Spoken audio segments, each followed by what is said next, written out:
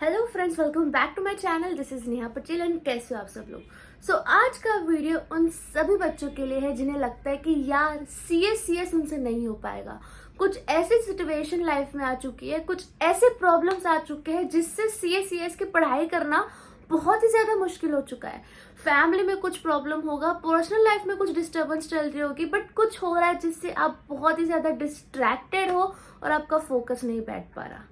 ऐसे टाइम पे आपको थॉट आ रहा होगा कि यार छोड़ो, सीएस अब मुझसे नहीं होगा। बट थोड़ा रुक जाओ, क्योंकि मैं आपसे मेरी एक बात शेयर करना चाहती हूँ।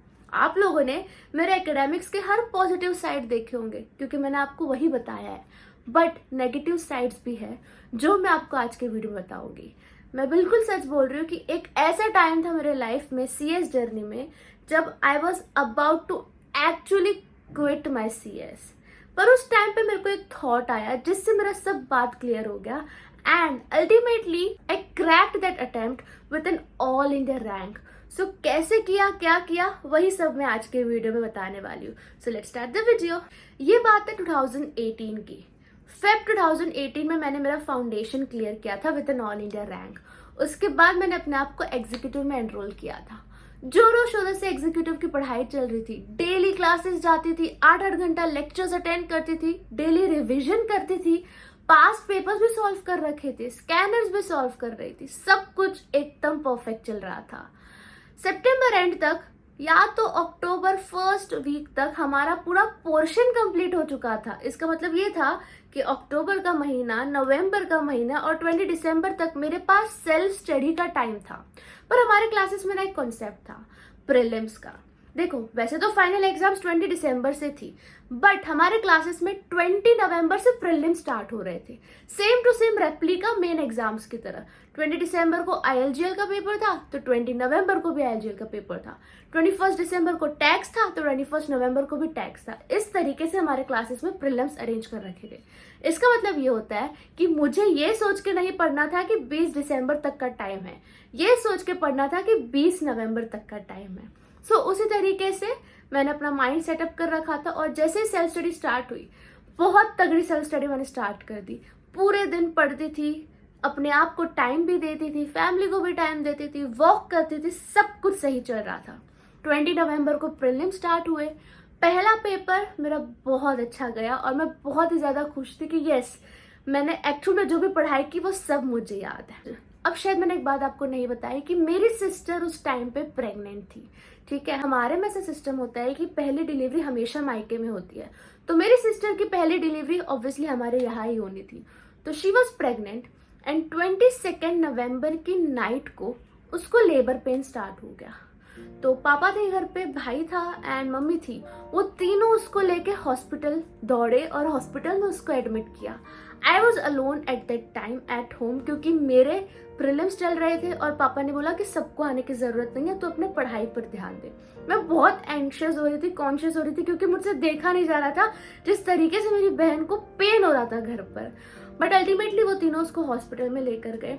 मैंने जैसे तैसे 22 की रात गुजारी एंड मैं सो गई। एंड जैसे सुबह हुई, मेरी आँख खुली एंड मैंने देखा 6 बज रहे। मैंने अपना फ़ोन लिया और मैंने मम्मी को कॉल किया कि मम्मी क्या हो रहा है। मेरी मम्मी ने मेरे को बोला कि बेटा तुम मासी बन चुकी है। और मेरी सिस्टर को एक बेबी बॉय हुआ था जिसका नाम विद्युत है। बब्बा इतनी खुश हो चुकी थी मैं उस टाइम पर, मेरे खुशी का ठिकाना नहीं था। मैं ड्रीम करती थी, पूरे 9 महीने से मैं ड्रीम कर रही थी कि जल्दी जल्दी बाबू बाहर आओ, मुझे उसके साथ खेलना है, सब करना है। एंड सबसे पहले मैं गई मेरे बेडरूम में मेरे कपड़े चेंज करने के लिए, क्योंकि मुझे हॉस्पिटल जाना था। बट जैसे ही मैं बेडरूम में गई, मुझे मेरे बेड पर पूरे बुक्स बिखरे हुए दिखे और उस टाइम के लिए जैसा लगा कि टाइम स्टॉप हो चुका है। मुझे याद आया कि अरे, मेरे सीएस के प्रीलिम्स है, मुझे सीएस की पढ़ाई करनी है। लेस देन 1 मंथ बचा है और मैं ये तैयारी को इस तरीके से अब नहीं इग्नोर कर सकती। बट मैंने वो सब थॉट्स इग्नोर किए और कपड़े पहने और मैं गई हॉस्पिटल में मेरे भांजे से मिलने। और मैंने उसको अपने हाथ में उठाया और मुझे याद है वो रोना चालू हो गया। इतना रोता था ना वो, बचपन में रोए जा रहा था हॉस्पिटल में। तो मेरी सिस्टर जो थी वो 2 दिन तक हॉस्पिटलाइज थी। तो मुझे याद है कि मैं और मेरी मम्मी बारी बारी हॉस्पिटल जाते थे, मेरी सिस्टर के साथ रुकते थे। वैसे टाइम पर मैंने अपना प्रीलिम्स की पढ़ाई जैसे तैसे की, पर मेरे पेपर्स अच्छे जा रहे थे। फिर मेरी बहन आई घर पर, और आपको तो पता ही होगा, जब न्यूबॉर्न बेबी होता है तो घर पे गेस्ट आते जाते रहते हैं, फंक्शंस होते रहते हैं। ये एक दिन की बात नहीं है, ये बहुत लंबे समय तक चलता है, मानो पूरा महीना 2 महीना ये सब चलता है कि घर पे मेहमान आते हैं कंग्रेचुलेशंस बोलने के लिए, सब कुछ चल रहा होता है।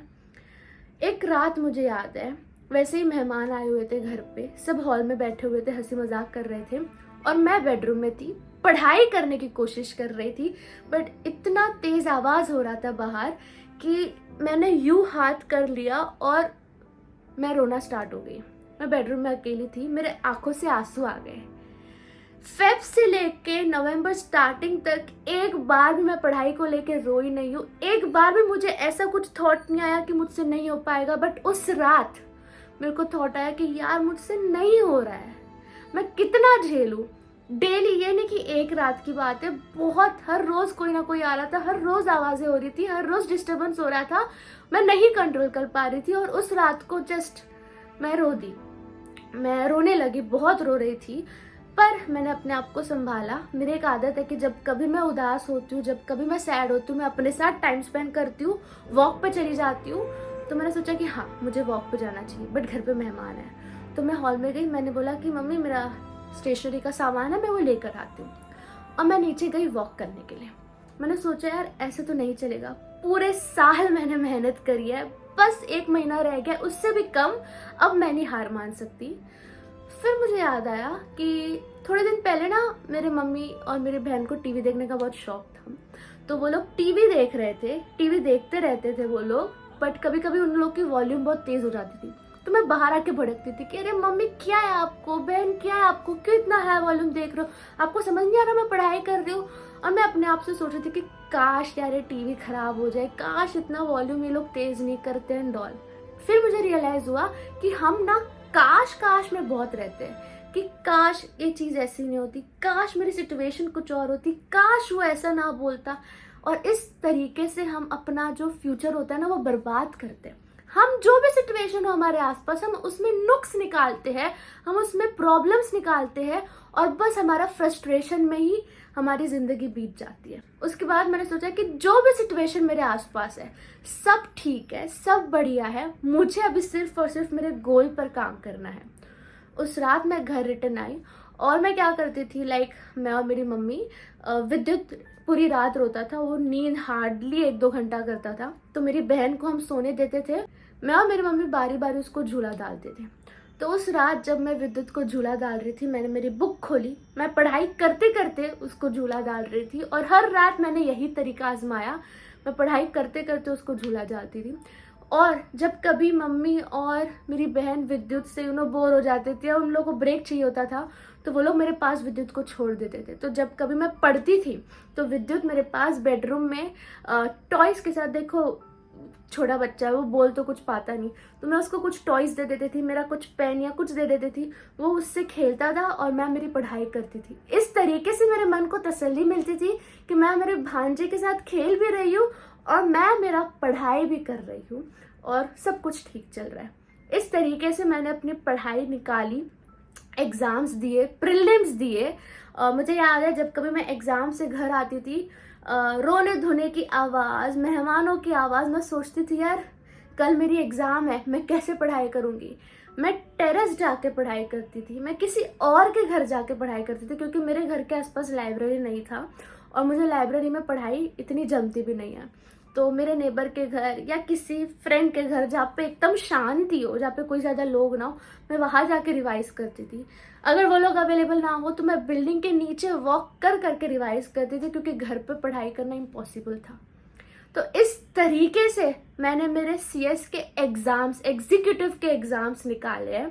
एंड आप मानोगे नहीं, जब 25 फ़रवरी 2019 था, उस दिन मैंने देखा कि यार मैं सिर्फ एग्जाम क्लियर ही नहीं हुई हूँ, मुझे ऑल इंडिया रैंक 9th भी आया है। मुझे ये बिलीव ही नहीं हो रहा था कि ये कैसे हुआ।